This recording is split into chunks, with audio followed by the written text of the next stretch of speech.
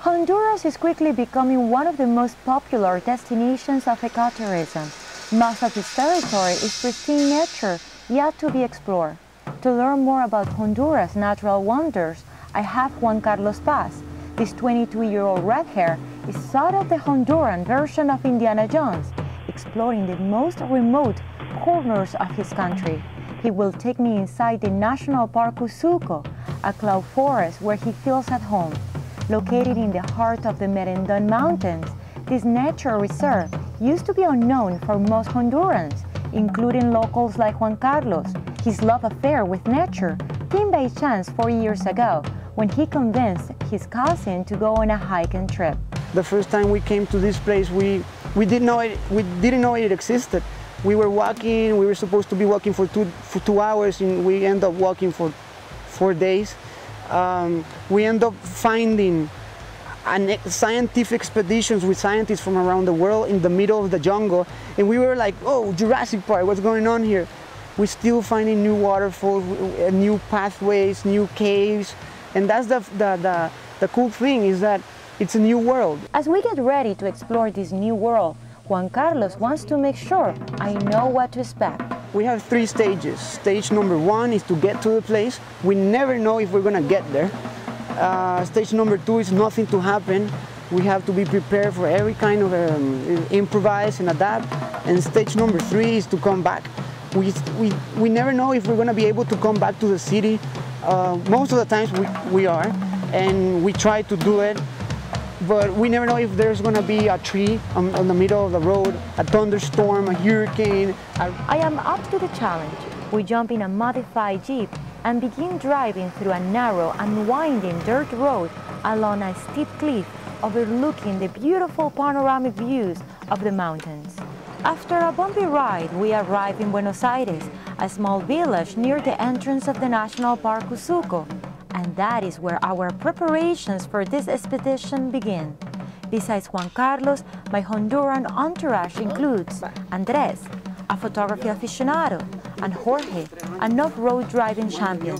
Also joining us is René, a local guide who will lead us through the forest. A beautiful park, vibrant. People get impressed here. We have things that other countries don't have. We are proud, and I tell other Hondurans to appreciate our own country and what we have, instead of waiting for others to tell us how amazing our country is. Just until now we have given it importance it deserves. We begin our hike up a dirt road and soon make our way into the heart of the cloud forest. With every step, the vegetation becomes more dense and the hike more challenging. The creatures of the forest seem unafraid and even curious about us. There is a vast variety of plants, such as orchids and exotic trees, including some species that René assures have been unearthed since the Jurassic period. This is a jungle labyrinth, but René appears to know exactly where we are. While walking in this pristine forest, one can't help but feel a deep connection to nature. There are no roads or bridges or anything that will make you feel you are anywhere near civilization. It is a far cry from the typical tourist eco-tour. It truly feels like an expedition into the unknown. They're virgin, exotic, and that they don't have that many people walking around you, that you own this place when you are here. Suddenly, deep into the forest, we encounter a base camp of an international scientific expedition called Wallacea Operations, an organization whose primary purpose is the preservation of nature. The reason we were interested in Honduras was particularly because the cloud forest. There's only about 2% of all the forests in the world are cloud forests. It's one of the most endangered forest types, and Honduras has kind of the highest density of cloud forest than anywhere else in the world. So it made logical sense. If you want to do a cloud forest conservation project, Honduras is the place to come. Every summer, students and academics settle in this cloud forest, whose ecosystems are the home of tremendous biodiversity. Once you start getting to the higher realms of these mountain ranges, you're going to get a lot of endemic species, particularly in this mountain range in Merindon, in CUSUCO National Park. We have a number of amphibian species, so salamanders and also frogs, that only exist in this park, and so we're particularly interested in their conservation.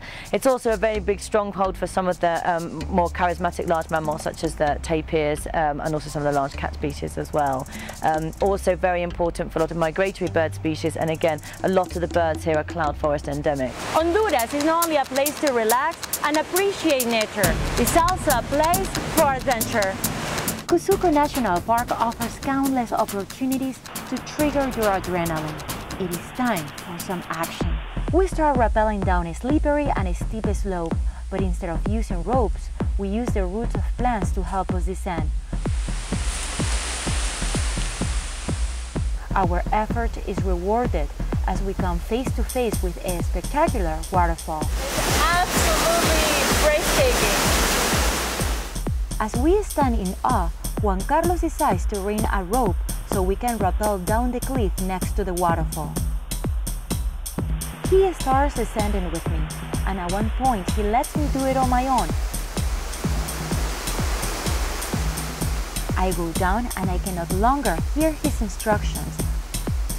I continue anyway and enjoy the ride surrounded by this beautiful setting. Close to the bottom, it is time to jump into the cold water where Andres waits for me. I swim against the current and finally make it to the shore. After this adrenaline rush, it is time to catch my breath. Some horses are waiting for us to take us on a relaxing ride through the mist of the forest. Soon after, we return to the adventure mode and prepare to complete our journey in CUSUCO as we hop on our mountain bikes and ride down some steep and muggy paths, enjoying the outdoors in total harmony with nature. My jungle entourage and I make it back to Buenos Aires, where locals welcome us. Juan Carlos believes responsible tourism makes a difference in the lives of the people who live in the village. If we have a good direction towards the villages are going to know they can earn money from tourism and protect the park. Earn more money as a guide, renting a horse, doing food, and meeting people from around the world. Before returning to the city, we make a last stop. We enjoy a beautiful sunset, looking at a sea of clouds trapped among mountains. And just as it happened to Juan Carlos 4 years ago, I end up bewitched by Honduras.